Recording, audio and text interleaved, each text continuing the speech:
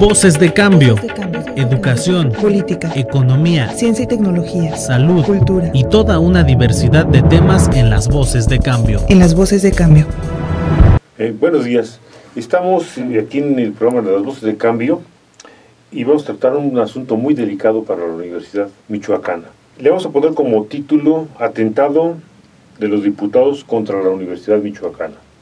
Para eso hemos invitado aquí al profesor jubilado Manuel Camacho. Él nos va a platicar ampliamente sobre exactamente este origen de ese atentado de los diputados contra la comunidad universitaria y propiamente contra la universidad en sí. Sí, muchas gracias, buenos días. Lo primero que debo decir es que el 9 de mayo de este año, el Congreso del Estado aprobó un decreto reformando el artículo 143 de la Constitución del Estado. La reforma consistió en adicionar a ese artículo 2 párrafos, primero de los cuales se le quita el carácter de organismo descentralizado del Estado a la Universidad Michoacana, como lo señala actualmente el artículo 1 de su ley orgánica. El segundo párrafo habla de un supuesto beneficio relacionado con la no reversibilidad del presupuesto en relación con el ejercicio inmediato anterior, pero esa es una mascarada, ese es un engaño que se descifra, de alguna manera se maquilla de esa manera esa afectación a la universidad en lo que se refiere al financiamiento, porque los transitorios lo dicen, que habrá una reducción del presupuesto de la universidad si las circunstancias como son la disminución de la matrícula. Nosotros consideramos que eso es totalmente ilegal, es inconstitucional, es arbitrario. El día 4 de julio en la Gaceta Parlamentaria se publicó ese decreto 564 que contiene esas reformas. El día 10 de julio el gobernador del estado la promulgó y el día 24 de julio se publicó en el periódico oficial del estado. Cuando se dio este último hecho, el rector y los dirigentes sindicales acudieron al Congreso para pedir una información en relación. Se tiene que hacer esa consulta por mandato de la propia Constitución y solamente así se podría, con esa consulta y con la publicación en el periódico oficial, perfeccionar el proceso legislativo y hasta entonces podría entrar en vigor esta norma. Maestro, usted mencionó hace un momento la inconstitucionalidad. ¿En qué sustenta usted esa inconstitucionalidad del decreto o la pretensión o la modificación del artículo 143? En este caso se trata de un simple acto legislativo del Poder Legislativo donde arbitrariamente y sin consultar siquiera a la Universidad Michoacana, que se rige por una ley orgánica, sin consultar a los universitarios, ellos, motu propio, establecen que debe modificarse la Constitución para cambiar la naturaleza jurídica de la universidad. La ley de la Administración Pública del Estado considera que los organismos descentralizados son organismos paraestatales. Entonces, la universidad, al ser considerada organismo descentralizado del Estado, pues es un organismo paraestatal. Siendo organismo paraestatal, es un organismo público. Es una institución pública de servicio.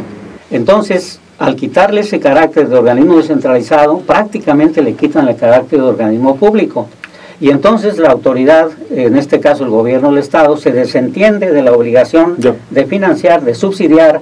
Entonces, la función que tienen los diputados en el Congreso es escuchar al pueblo para decir, voy a modificar las leyes de acuerdo a lo que yo considero, lo que la gente me dijo que había que cambiar.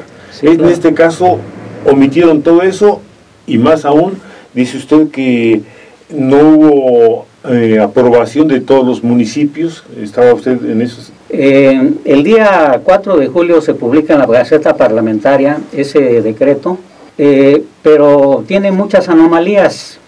La primera anomalía es que no fueron notificados todos los ayuntamientos. Tenemos evidencias, tenemos pruebas documentales y con uno solo que no haya sido consultado está nula. Es decir, entonces el gobernador no podía haberlo promulgado ni publicado. Es nulo de pleno derecho.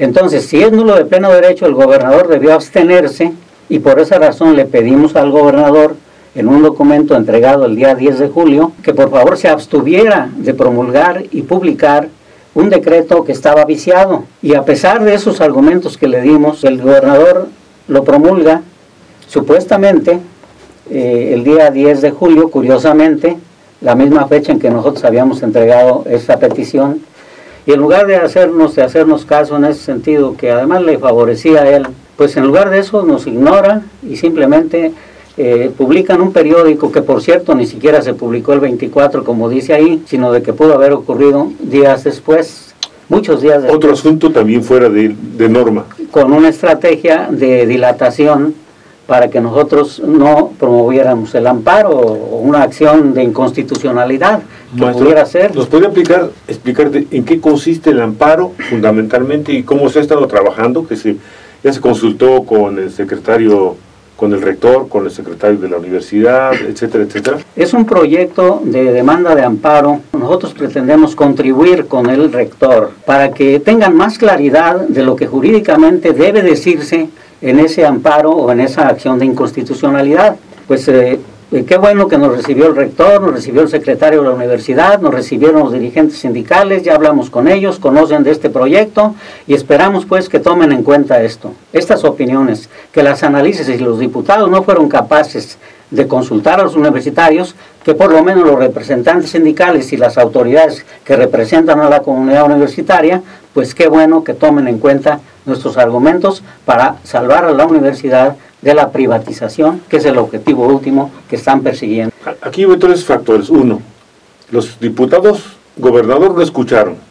Uno, esperemos que la autoridad tenga la posibilidad de hacer algo acertado, porque simplemente lo que se hizo por parte de los tres movimientos es apoyar a este asunto, y realmente la responsabilidad la tiene para esto el rector. Sí, así es, el representante legal de la universidad, él es el que tiene que establecer esta acción, básicamente. Esperemos que cumplan. Nosotros ya no cumplieron, esperemos que el rector cumpla con su obligación. Tenemos confianza, por eso nos acercamos a él, para allegarle nuestra opinión. Maestro, muchas gracias. Gracias a ustedes, muy amable.